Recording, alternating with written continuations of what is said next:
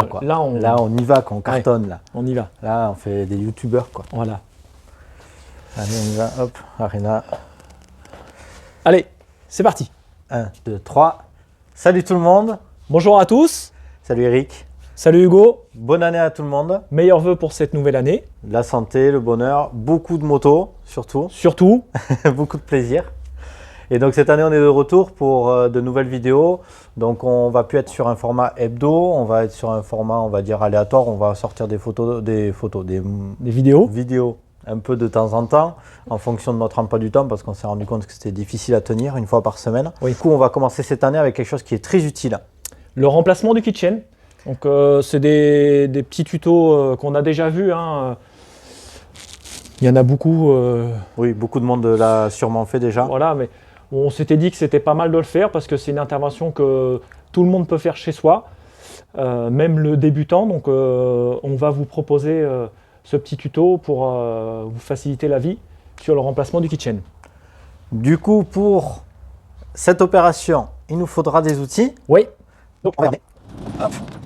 Alors, qu'est-ce qu'il nous faut? Donc on aura besoin d'un chiffon, une clé en T avec une douille Torx, une clé à œil de 10 et de 13, un T de 8, une pince universelle, une clé avec la douille de 32 pour desserrer la roue, une paire de gants et éventuellement du dégraissant frein. Bernard. Hugo, Il faudra aussi un tournevis plat, une clé dynamométrique qu'on voit ici, du frein filet pour les écrous, 1 mètre pour mesurer la tension de la chaîne. Cet engin-là, un dérive-chaîne, on va voir après à quoi ça sert pour les maillons, et une visseuse pneumatique ou alors à batterie, une péteuse comme on dit dans le jargon. Exactement. Il nous faut aussi du coup un kitchen. Un kitchen que voici. Hop, on sort ça. Donc on va avoir besoin ça. Couronne, pignon et forcément chaîne. Et forcément la chaîne. Alors comment les choisir déjà? Quand on va au magasin, je viens chez Motodef. Bonjour monsieur, je veux un kitchen. Alors qu'est-ce que je prends? Déjà on va voir en fonction de la cylindrée, parce qu'en fonction de la cylindrée, la chaîne et couronne, on va peut-être adapter en fonction de la moto. Donc pour une moto standard comme on a là ici aujourd'hui, on va prendre un kitchen renforcé avec une couronne alu. Donc le pignon, toujours en acier. Ok. On a plusieurs types de couronnes. Donc, alors les différents types de couronnes, on a quoi? Donc on va avoir alu, acier et bimatière. Donc les différences, alu plus léger, l'acier plus résistant. En termes de tarifs, on est quasiment similaire avec l'alu. Et après, on va avoir la bimatière, donc qui est le centre en alu, et les extérieurs au niveau des dents en acier. Donc beaucoup plus résistant, mais un peu plus cher que la couronne acier standard. Ok, donc en gros, l'alu, ça va être plus léger, mais ça va s'user plus vite. L'acier, ça va durer plus dans le temps. Et le bon compromis pour celui qui veut un peu de performance et gagner du poids et avoir quand même de la résistance dans le temps, c'est le bimatière. La bimatière, plus cher. Après, au niveau de la chaîne, il y a plusieurs types de chaînes aussi. Donc, pareil, on va avoir une chaîne sans joint torique standard, chaîne sans joint torique renforcée et une chaîne joint torique. Donc là, pour l'utilisation qu'on va en avoir, la chaîne renforcée va très bien aller avec la couronne alu. Et après, on aura tendance, pour de l'enduro ou pour des conditions un petit peu extrêmes, d'avoir une petite préférence sur la chaîne joint torique avec une couronne acier. Le joint torique va durer beaucoup plus longtemps dans le temps. Donc, de manière assez logique, on ne prend pas de l'alu avec un joint torique pour que ça s'use, on va dire pareil, on va prendre plutôt de l'acier. Donc, il y a une légende qui dit que le joint torique, ça bouffe la puissance. Alors, un petit peu sur des petites cylindrées, oui. Après, sur des grosses cylindrées comme à partir de 350, 450, bon, c'est vraiment infime. Donc, honnêtement, j'ai roulé avec des demi-joints toriques, j'ai quasiment pas vu la différence. On ne le ressent pas, non. Et ça dure beaucoup plus longtemps. Donc, après, quand on veut vraiment de la performance sur des 125 de temps, oui, là, on essaye d'alléger au maximum. Mais bon, pour le pilote lambda, je dirais, on peut prendre un kitchen acier Et chaîne joint renforcée ou torique. ou chaîne renforcée, oui. Ok. Donc maintenant qu'on a présenté un peu tout le matos et ce qu'il faut, on va passer à l'action. Ouais. Et on va passer au démontage. Donc maintenant, on est sur le poste de travail. Pour bien travailler, on va mettre la moto sur un trépied. On va avoir la roue arrière au moins qui se décolle. C'est le but. L'opération, ça va être premièrement, on met une vitesse sur la moto, ce qui empêche la roue arrière de tourner. Ça va faciliter au niveau du desserrage des écrous et du pignon ici. Une fois qu'on a fait ça, on a le petit chiffon qui ne sert pas que à se nettoyer, mais on le pose sur la chaîne. Ça, c'est l'astuce à Eric. Si on rip sur le chiffon. Parce que ça arrive de riper. Donc, après là, on va mettre en accéléré les opérations. Quand on va desserrer l'écrou derrière, on ne force pas sur le devant pour pas, parce que souvent on a tendance à arrondir les vis sur les 6 pans et les torx. On force vraiment sur l'écrou derrière et pas sur le boulon devant. On laisse la chaîne mise parce que ça empêche du coup la roue de tourner. Si on enlève la chaîne, du coup ça sert à rien de mettre une vitesse. La roue elle va tourner tout le temps et on n'arrivera pas à forcer comme il faut.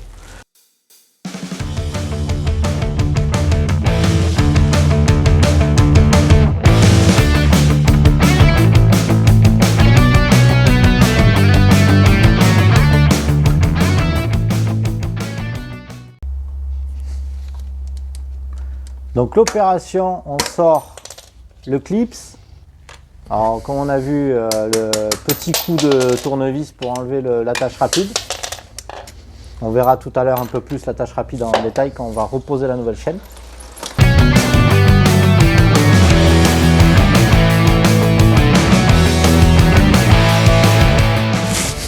Et on va procéder, comme dirait Eric, au démontage de la couronne. Bon, je te laisse parler, comme je travaille, ça compense.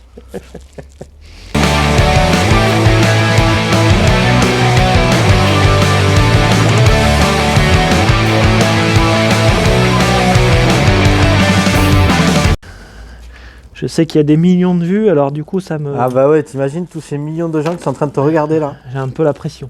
Oh là là.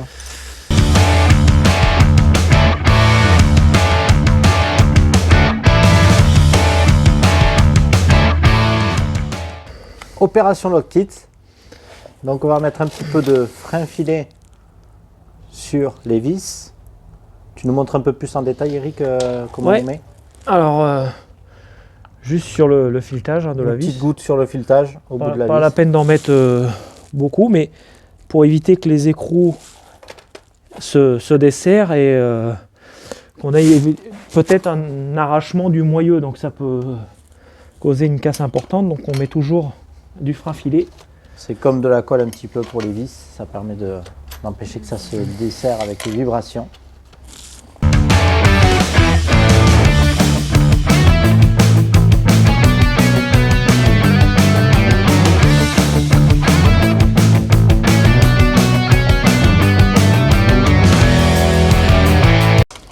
Alors là je les serre pas totalement, je les amène au contact et je vais les bloquer sur la moto avec la chaîne. Donc même principe, on remettra la chaîne pour bloquer la roue et là on pourra forcer sur l'écrou derrière pour pouvoir bien serrer toutes les vis.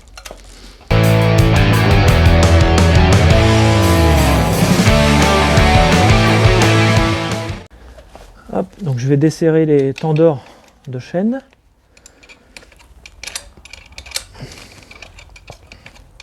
Donc ne pas hésiter des fois à les démonter complètement pour les regresser parce que ça arrive très souvent que ça grippe dans le bras oscillant.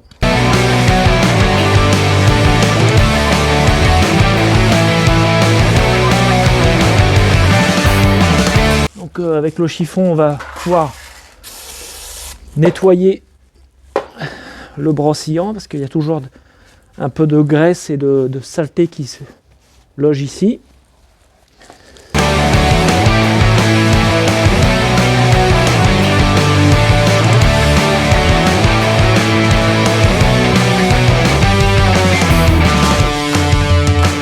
Graissage de l'axe, très important. On n'en a pas parlé. On n'en a pas parlé, non, c'est vrai.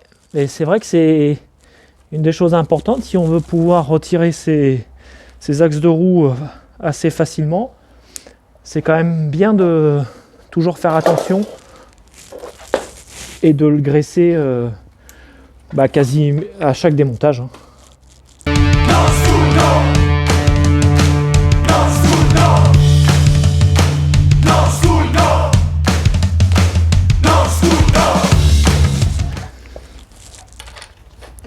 Et on va juste ramener au contact l'écrou de roue arrière, on va pas le serrer tout de suite. Donc on essaye toujours de faire attention au démontage pour le sens. Mais généralement, on a toujours une inscription, donc soit le nombre de dents ou soit la marque du pignon. Ça nous permet de savoir le sens pour le remontage. Sur certains, on a un épaulement aussi. Donc on sait que l'épaulement va toujours, souvent, à l'intérieur. Hop, donc on va reprendre la vis de blocage. Donc sur ce modèle-là, c'est une vis de blocage qui vient dans l'axe de la sortie de boîte. Sur certains, c'est aussi un clips, un circlips qui vient. Donc c'est assez simple à retirer avec une pince. Là on a une vis, donc on va utiliser la douille. Là, on a juste bloqué la vis avec le pistolet. Après on va devoir serrer au couple.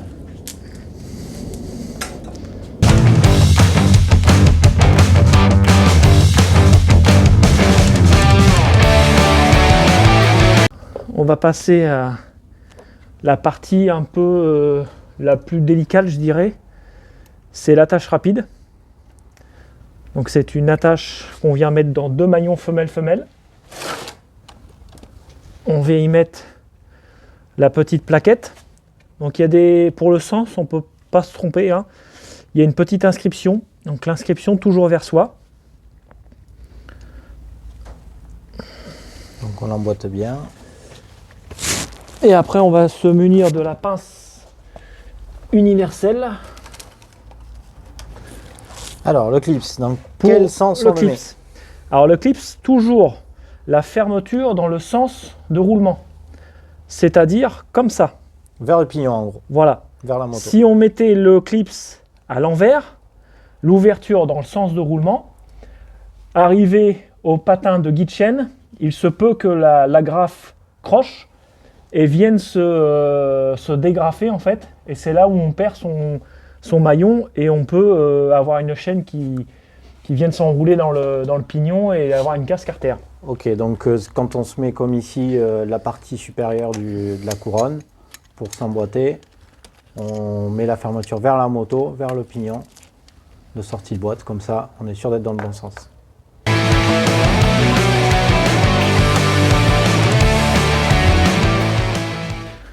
Voilà, donc on fait attention qu'on ait bien l'attache dans la rainure du maillon. On peut vérifier après avec la pince quand même, appuyer dessus pour être sûr que tout est bien en place. Et maintenant on va pouvoir procéder au serrage couronne et pignon. Elle est vachement longue. Elle est pas un peu trop longue? Non. Bah, parce que je suis détendu à fond.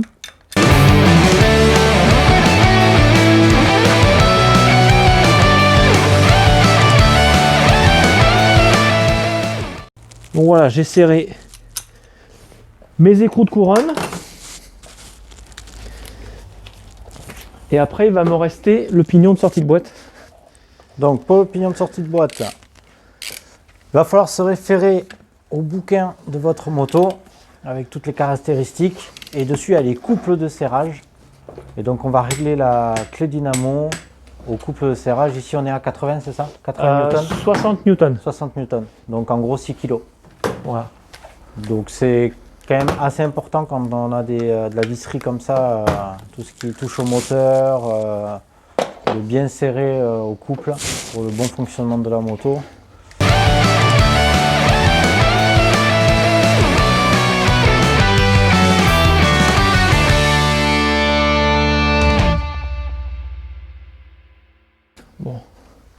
Bon, là, on sait qu'on va avoir la chaîne trop longue. Elle est vachement longue. Elle est pas un peu trop longue? Non. Bon, parce que je suis détendu à fond. On va avoir le cas où il faut couper la chaîne. Exactement. Alors, on aurait pu tendre à desserrer les boulons des tendeurs pour vraiment avoir une tension de chaîne, mais on aurait été au bout. Ça veut dire que si on aurait voulu retendre sa chaîne derrière, on n'aurait pas eu de marge.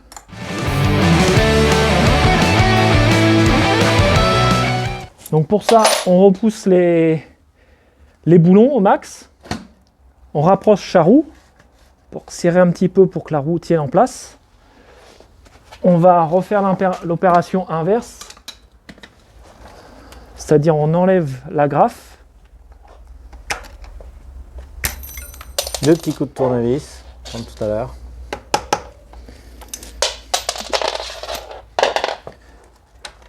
Et on va devoir tomber sur 2 maillons femelle-femelle pour pouvoir ressertir, enfin pour pouvoir reposer la graffe. Si j'étais, donc là on est sur 2 maillons femelle-femelle. Si j'étais sur un maillon mâle-femelle, je ne pourrais pas réinsérer mon attache rapide. Donc on fait en sorte de tomber sur un femelle-femelle du coup. Voilà, femelle-femelle. Donc on a l'outil qu'on a vu tout à l'heure, Hugo, le fameux dérive chaîne, qu'on vient positionner sur le maillon.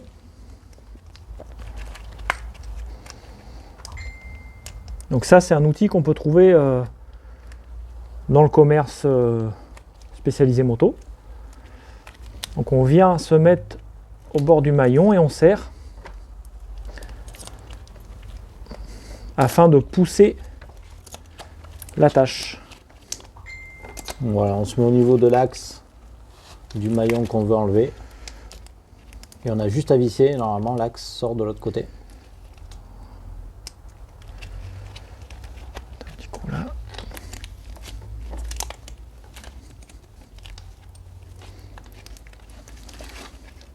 Hop. Donc voilà, on a enlevé le maillon qui était de trop.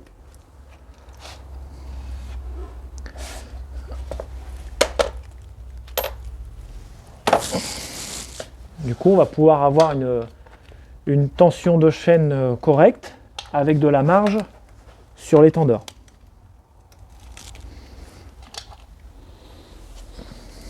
Donc pour éviter ce genre de choses, on va essayer de compter les nombres de maillons qu'on a sur sa moto avant d'aller l'acheter. C'est pas mal si on veut éviter d'acheter un dérive chaîne ou qu'on n'en a pas ou qu'on ne veut pas s'embêter à le faire. On compte le nombre de maillons et quand on va acheter la chaîne, on vous propose toujours plusieurs longueurs de chaîne avec le nombre de maillons correspondant. Donc plus on se rapproche du nombre de maillons qu'on a sur la moto et moins on sera embêté. Donc là on a le cas de figure où j'ai mis l'attache et où on voit qu'elle n'est pas bien dans sa rainure. Donc surtout pas hésiter à prendre la pince universelle pour bien Clac. Oui, la réinsérer. On entend un petit clic et là c'est bon, voilà. Bien emboîté. On sait que l'attache est bien dans son logement. Vérifiez bien ça, que ça soit bien emboîté parce que ça peut faire du dégât.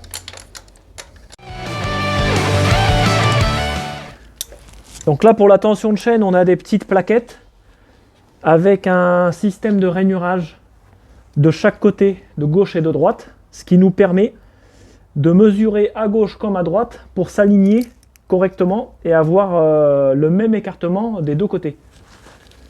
Donc pour la tension de chaîne, on peut utiliser 1 mètre où on vient se positionner à la fin du patin et où on doit être compris entre 5,5 à peu près et 5,8. Donc ça c'est chaque constructeur, hein, Hugo. Donc pareil, on va se référer au livret de la moto là aussi pour être sûr de la bonne mesure.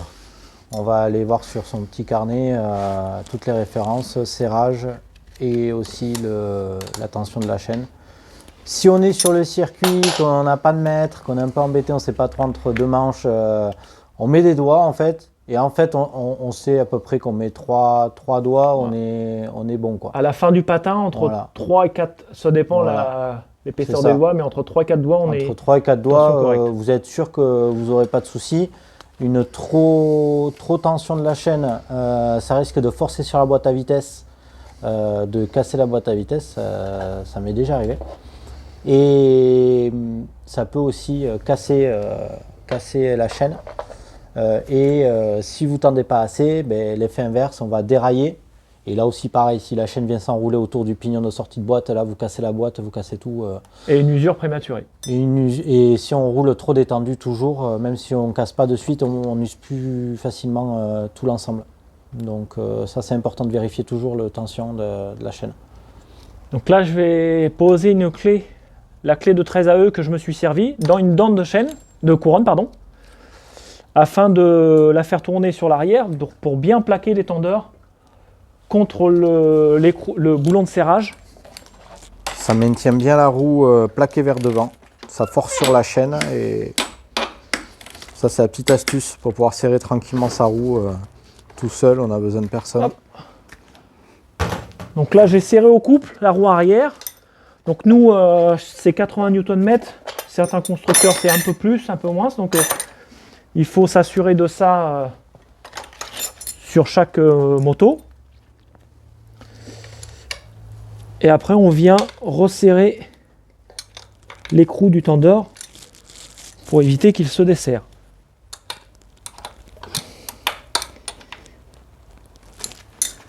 Comme j'ai démonté la roue arrière, je ne vais pas oublier de réactionner le frein parce que j'ai pu écarter un petit peu les plaquettes. Donc pour être sûr de ne pas partir et au premier freinage, ne plus avoir de frein. Il n'y a plus de frein. Voilà, surtout pas oublier de réactionner ça.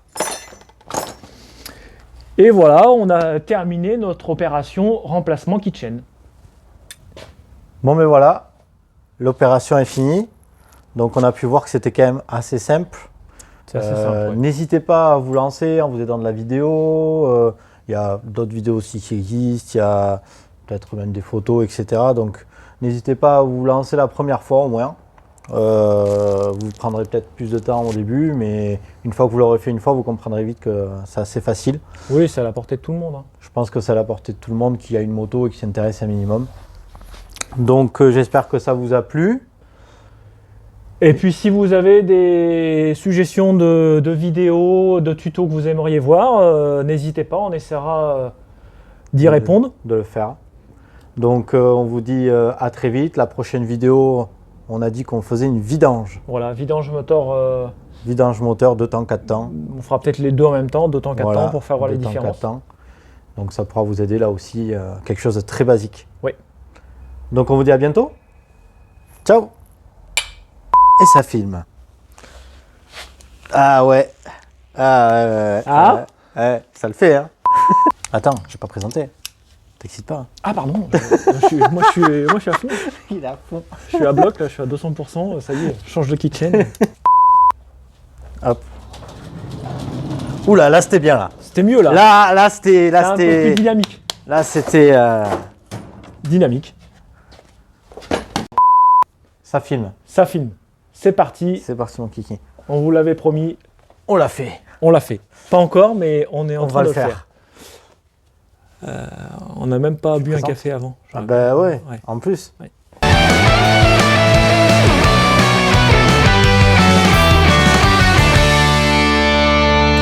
Allez. Ça c'est fait. C'est plus à faire.